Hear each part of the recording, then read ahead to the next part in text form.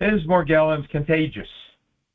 Well, if you check those who should know, you'll find that there's a lot of discrepancies. There are people who claim that Morgellons is not contagious, and me, on the other hand, and some others, yes, it is highly contagious, but not to everybody. Maybe 1 out of 10 or 1 out of 20, we don't know. And we don't know exactly why. I suspect it's the pheromones that we have. And those with certain pheromones, it just isn't, they just don't acquire it. They're immune to it. Whereas others of us, a little unlucky in our pheromone world, are susceptible to it. Now, Morgellons is basically classified as a disease typical with the creation of filaments and fibers growing from your skin. They can be large, they can be different colors, they're generally fluorescent, they can be tiny. Maybe you might only find them in your bedding and clothing as a little cotton-like, lint-like substance that has no reasonable explanation. According to Dr. Satterley, author of How Morgellons, the Legitimization of the Disease, that is an indication that you're dealing with Morgellons.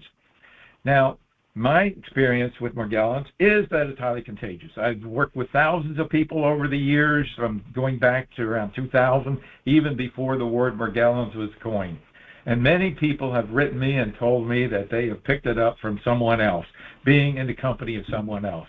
A big place to pick up. You see, the bottom line is, if you're dealing with Morgellons and you have these filaments and fibers shedding from your skin, you are a walking, talking, breeding parasite machine, and you're shedding them wherever you go. So if you take a room in a 5-star hotel and sleep there overnight, you have shed these organisms, these filaments and fibers, and in my opinion, contact with them, if you're susceptible, you're going to have a chance of picking it up or acquiring the disease. So that's why many people have told me that they have noticed the symptoms occurring after they slept in a hotel.